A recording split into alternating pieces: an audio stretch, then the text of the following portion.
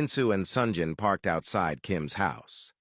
Sunjin looked at Minsu with concern and asked if she was sure about going in alone to retrieve the photos. He reminded her that he could go on her behalf, especially since she was pregnant and shouldn't be walking around too much. Minsu, with a reassuring smile, told him it was okay.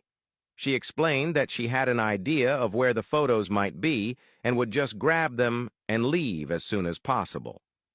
Sunjin took her hand and assured her that he would be waiting. Minsu stepped out of the car and walked to the house. She rang the doorbell for several minutes with no answer. Eventually, the maid opened the door and let her in. Minsu greeted her and explained that she had come to collect some of Kim's personal belongings. She asked if anyone was available to assist her. The maid hesitated, informing her that Kim's stepmother was inside with her daughter and had left strict instructions not to be disturbed. She seemed afraid to go against those orders, as it could cost her job. Minsu then asked the maid to retrieve the items instead, but the maid resisted, explaining that they had been instructed not to enter Kim's room or touch anything in it. Frustrated, Minsu told her that since no one was willing to help, she would go get the items herself. The maid tried to stop her, but Minsu ignored her and climbed the stairs to Kim's room. Once inside the room, she paused and looked around. It was clear the room hadn't been tidied since Kim had left. On the bed lay a diary she had bought for her on her birthday, which she picked up and smiled at before placing it back. She opened the drawer and found a box with some of Kim's personal belongings. Fortunately, she found the photo of Kim's mother she had been looking for. She also decided to take a few pictures of Kim's father before carefully putting everything else back in place and heading out. As she walked through the corridor, she noticed a door slightly ajar. Just as she was about to pass by, she overheard Kim's stepmother and stepsister talking. At first, she tried to ignore them, but she stopped in her tracks when she heard them mention Kim's name.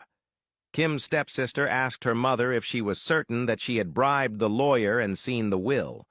Her mother, frustrated, confirmed it. She couldn't believe that after all those years by Kim's father's side, he had excluded them from the will. According to the document, everything, including the company, was to be left to Kim. If he passed away, they would be left with nothing. Shocked and angered, Kim's stepsister said they needed a solution. She couldn't believe Kim, someone she considered a good-for-nothing, would walk away with everything. She added that her stepfather must have been laughing at them all these years, knowing he planned to leave them nothing. Her mother stared at her, asking what she thought they should do. Moving closer, her daughter coldly suggested that they get rid of Kim. Minsu stood frozen behind the door, unable to believe what she was hearing. Kim's stepsister reasoned that if Kim were gone, she would automatically be out of the will and wouldn't be alive to contest it.